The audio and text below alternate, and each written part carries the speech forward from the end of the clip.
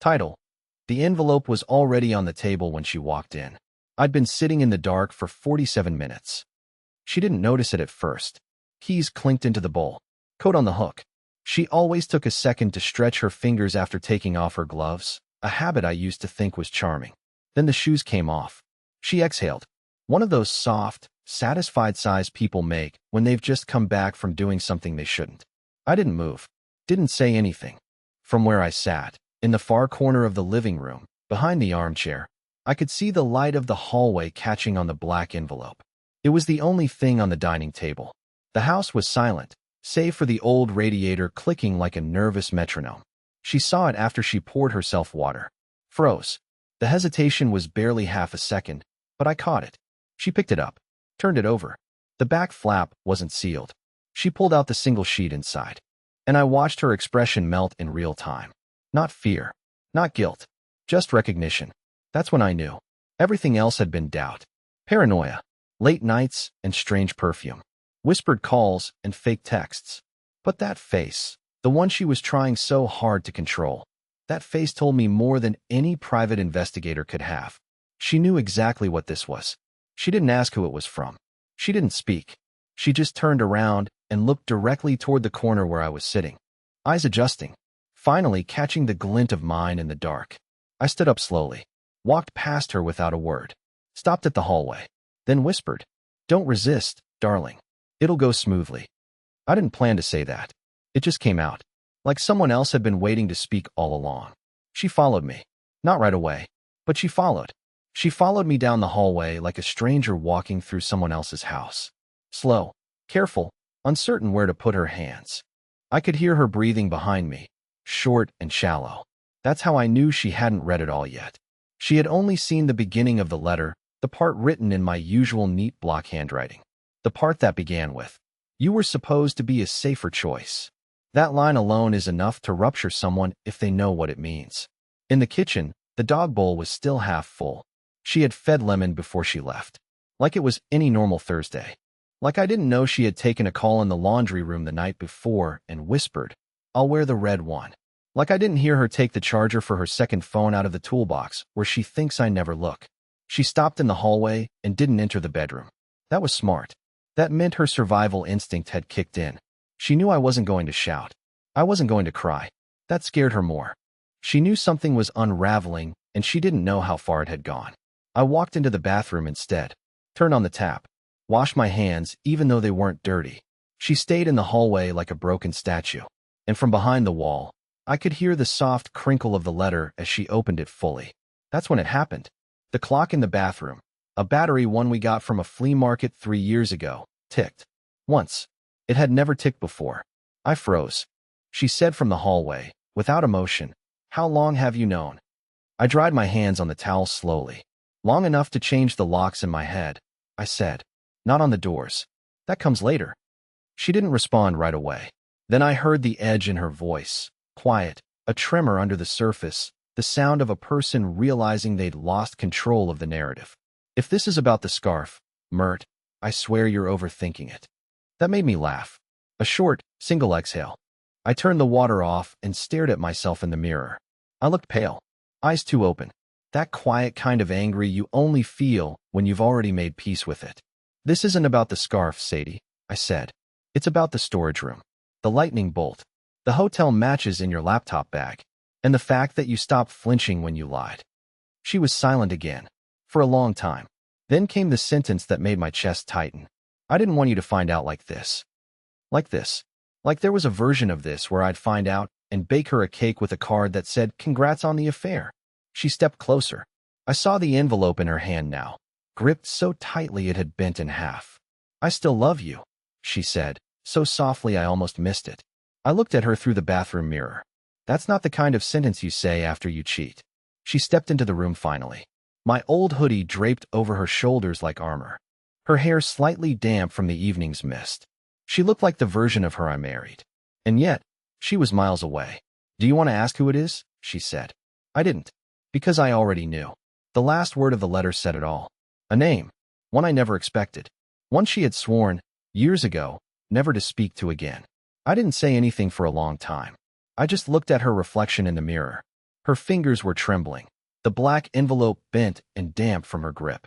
I could see her eyes dart between my face and the folded letter, like she was trying to decide which version of me to address, the man she married, or the one who wrote that note. Finally, I said it aloud, not as a question, but as a statement that made the air between us heavier. Elias. The name landed like a shard of glass on tile. Sharp. I could feel her tense immediately. For a second, she didn't even breathe. I watched her lips part slightly, like she wanted to speak, but couldn't decide which lie to pick first. Elias wasn't just anyone. He was my brother. 3 years ago, the two of them could barely be in the same room. Or so I thought. After our father's funeral, things between Elias and me fell apart. He'd always been the charming one, the one with the easy grin and the silver tongue. I was the planner, the fixer. We were opposite ends of the same spectrum. And Sadie, at least in my mind, always leaned my way, steady, loyal, practical. But that night at the funeral, when I went to get the car, I found them outside by the fence, standing too close, whispering too softly. She said later they were just comforting each other. I believed her because I wanted to. Now, staring at that name scrawled at the bottom of my own letter, I realized how perfectly everything had been staged. She hadn't been careless. She had been confident. Confident I would never suspect Elias because that betrayal would be too absurd, too cruel to exist in real life. But there it was, black ink, her handwriting trembling just slightly around the name, like even her conscience had flinched. "Say something," she whispered finally, her voice breaking like wet paper. I turned to face her. "What do you want me to say? That I understand. That people make mistakes?" My voice came out calm, almost frighteningly so. "You didn't just cheat, Sadie. You chose the one person who could make it impossible for me to be angry without hating myself at the same time." She shook her head. "It wasn't like that. It started." "Don't," I interrupted. "Don't you dare romanticize it." Silence filled the space like fog. The ticking bathroom clock, silent for 3 years, clicked once more. And that small sound made everything inside me go still. Then she said something that almost made me laugh. "He said you'd never find out." That's when I realized Elias knew I'd read her messages. He knew about the storage room, the scarf, the lightning bolt. He'd been one step ahead of me the whole time. He had planned for me to discover this, which meant the letter wasn't just a revelation, it was bait. "You told him about the letter, didn't you?" I asked quietly. Her eyes widened. "What? No, how could I?" But I saw the flicker of panic before the denial left her mouth. She had. My stomach twisted. I wasn't angry anymore. I was something worse, awake. I walked past her and out of the bathroom. The air in the house felt colder now. Every object looked like it belonged to someone else. I went to the table, took what was left of the letter, and slid it back into the envelope. The paper was soft now, wrinkled from her hands, almost alive. I tucked it into my jacket pocket. "You're not leaving," she said suddenly, her voice louder now, cracking around the edges. I turned halfway, met her eyes, and said, "Not yet." Then I walked out into the rain. The streetlights were flickering, the same way she said her office lights did. And for the first time, I wondered if that was ever true at all. Rain has a way of making everything feel slower, like the world is buffering. The air was thick and humming with the sound of droplets hitting pavement, gutters, metal. I walked with no umbrella, my jacket already soaked through, but I didn't care.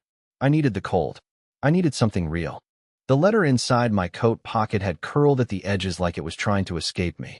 The paper almost felt warm against my chest. I didn't have a destination in mind.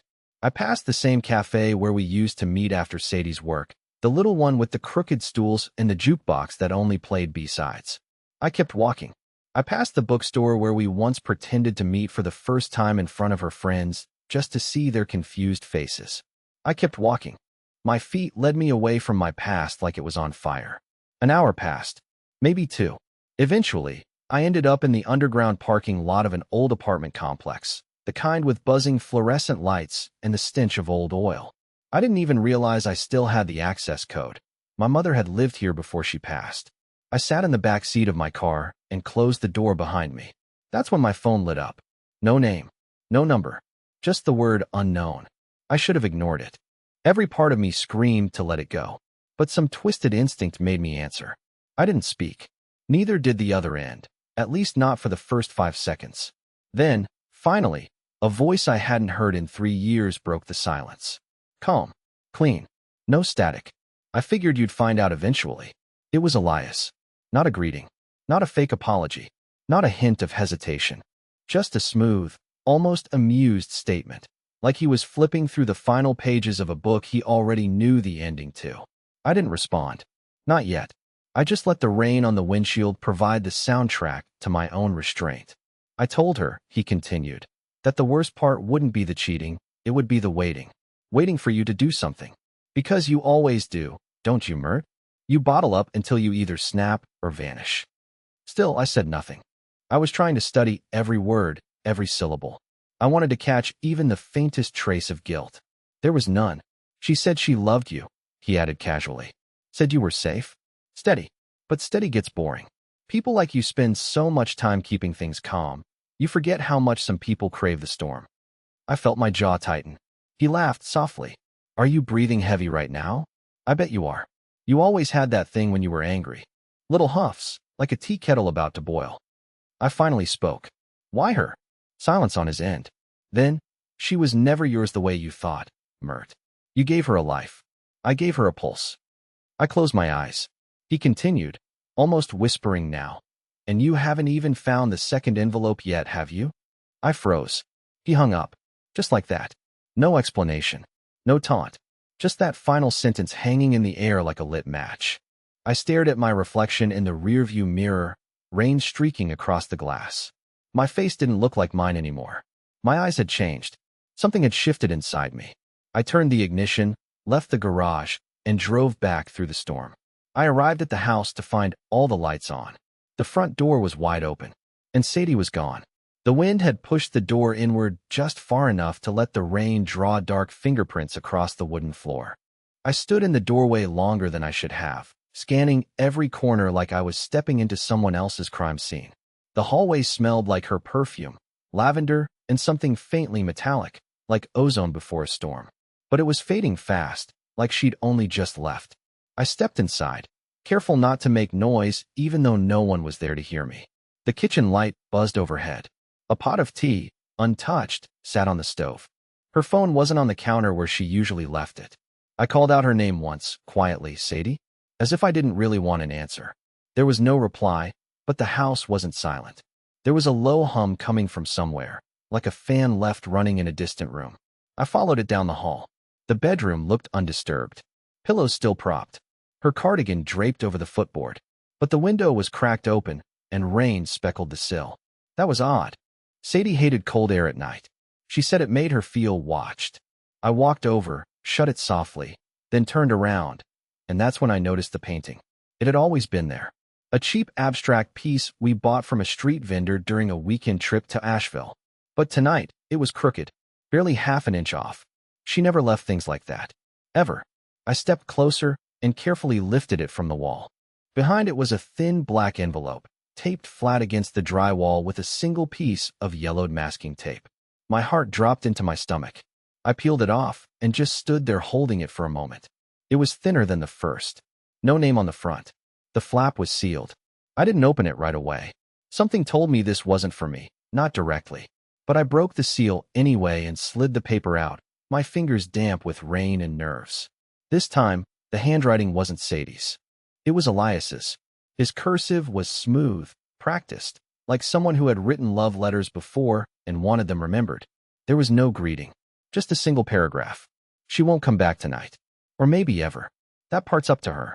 But since I know you, and I know how your mind claws at puzzles until it draws blood, I'll give you one last piece. The storage room?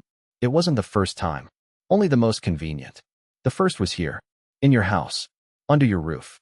While you were asleep down the hall. I stood there, breathing hard. My thumb pressed so tightly into the edge of the letter, I tore a corner off without meaning to.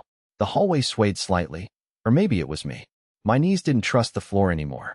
I walked back to the living room and sat on the floor beside Lemon, who came over and rested his chin on my knee like he knew everything. Dogs always know. I held the letter in one hand and scratched behind his ear with the other, trying to stop the room from pulsing around me. It wasn't about the betrayal anymore. Not just that. It was about scale. It was about being made small inside your own life. shrunk down until the people closest to you became gods, rewriting the rules while you slept. That night, I didn't sleep. I sat in the armchair with the second letter resting on my thigh, staring at the front door, waiting for a sound, a knock, a voice. None came. But just after 4 a.m., the power flickered. Once, twice, then out. Everything went black. And somewhere, in the distance, I heard the slow, echoing tick of that bathroom clock again. I didn't wait for the lights to come back. I left the house the moment the power died. The hallway had collapsed into a blue-black haze, and I didn't trust the walls not to whisper to me. I shoved the second envelope into my coat pocket and walked out without locking the door. What was the point? If everything inside could betray me, maybe the outside world could too, but at least it wouldn't pretend to love me first. The rain had stopped. The air felt heavier without it, the kind of quiet that carries weight instead of peace. I got in the car and drove, no destination in mind at first, just street after street blurred into one long nerve. The sky was bruised with early morning, that dead zone between night and dawn where the world feels paused. Empty roads, green lights I didn't need, a city that hadn't remembered to wake up yet. But eventually, my hands stopped turning the wheel. My body had made the decision without me. I ended up on Carmine Street. It's a nothing street. Residential. Dim. 3 blocks long. One way. But I'd seen it before, on Sadie's GPS history 6 months ago when she let me use her car and forgot to clear it. I remembered the odd frequency. It had shown up 4 times in 2 weeks. She told me it was a shortcut to her friend's apartment. I nodded, believed her, because that's what I did back then. I nodded and swallowed things whole. Now I was parked in front of a brick building with a green door and a flickering porch light. There was no number, no mailbox, just a brass key lock hanging from the knob like a threat. I sat in the car for 10 minutes before I got out. I didn't knock. I wasn't there to be polite. I tried the door. It opened without resistance, and I stepped into the kind of silence that presses against your skin. The hallway smelled like dust and cedar. A narrow staircase led up into darkness. Every part of me said, turn around, but my body kept climbing. 3 steps creaked. The 4th one didn't. I noticed that for no reason at all, just something for my brain to latch onto while the rest of me moved like I was dreaming. At the top, a door stood open. The room was bare except for a desk, a lamp, and a photo on the wall. The photo stopped me cold. It was of Sadie, not smiling, not posed, just her standing in a field, looking off to the side, arms crossed like she was waiting for someone. But I took that photo. I remembered it.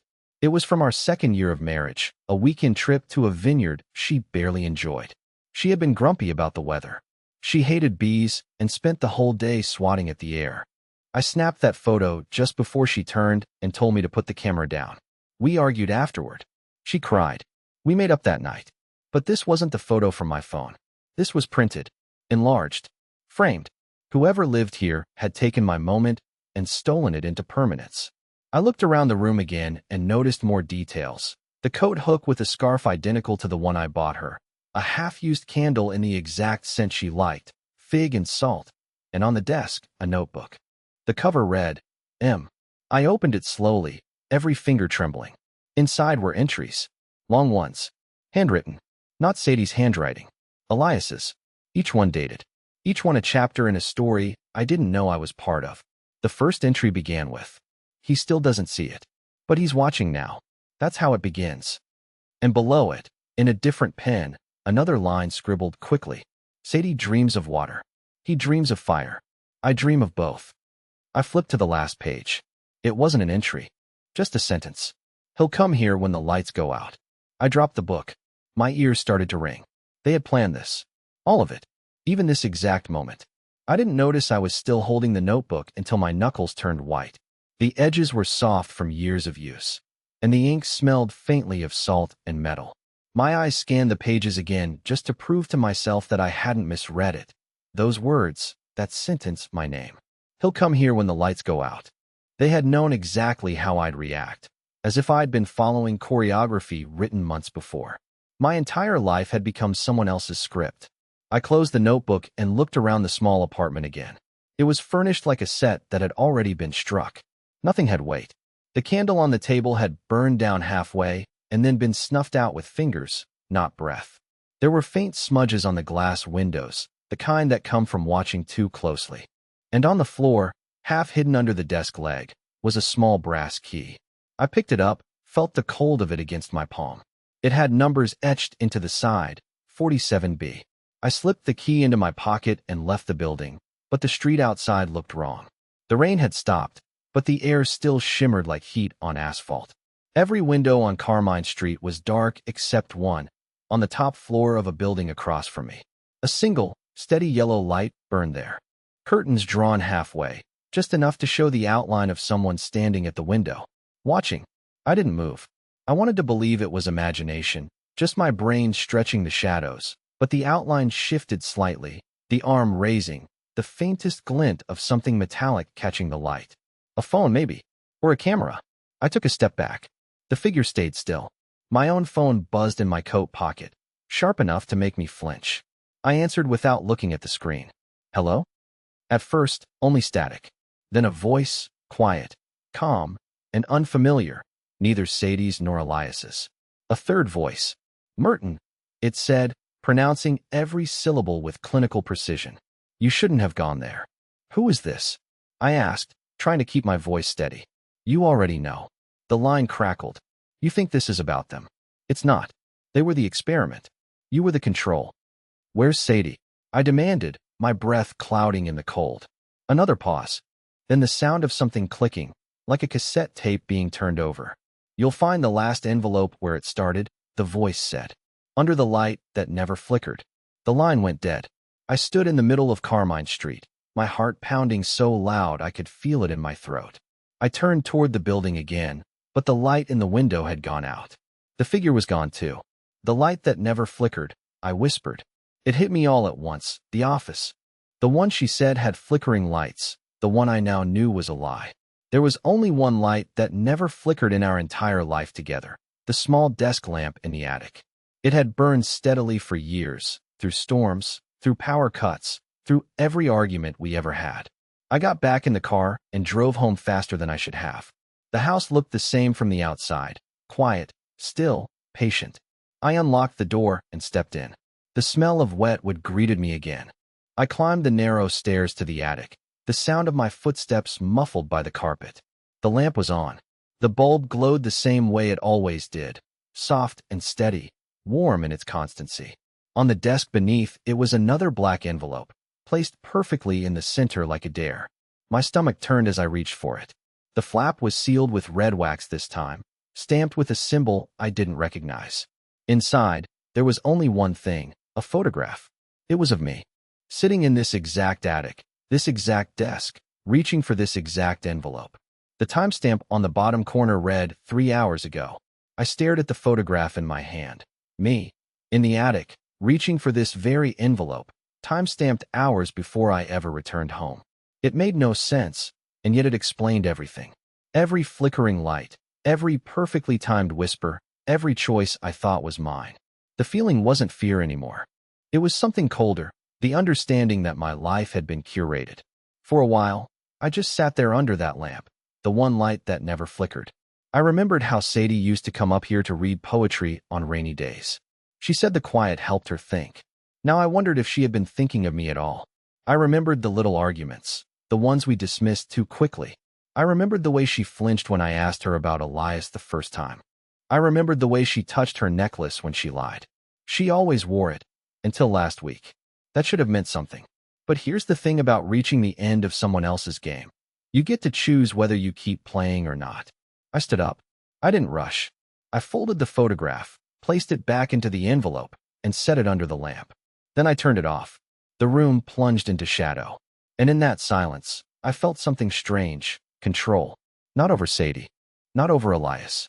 Not over whatever third voice had crept into the story like a puppeteer hiding behind velvet curtains. Control over myself. Because no matter how many traps they'd set, no matter how precise their manipulations had been, the one thing they never anticipated was that I might stop caring about their script. They expected revenge, rage, collapse. Instead, I left everything behind. Not in defeat. In clarity. I packed a single bag, grabbed Lemon's leash, called a friend from college I hadn't spoken to in years, who now lived on a quiet island where people greet each other by name, and no one cares about where you were yesterday. I didn't explain why I needed to come. He just said, "We've got room." That was enough. I left a note for Sadie. Not bitter, not cruel, just the truth. I loved you more than you'll ever understand. But you chose chaos over honesty, spectacle over trust. So I'm letting go. You can keep the house, the memories, the letters. I'll keep my peace. 3 weeks later, I woke up to the sound of waves. The past didn't vanish, but it dulled. I still have the scars, the quiet kind that live in the back of your mind. But they don't own me. And sometimes, when the wind moves just right, I take Lemon out to the cliffs, sit on the rocks, and read the book I never finished back when life felt like it had a script. No flickering lights. No hidden envelopes. Just silence. Just sunlight. Just me.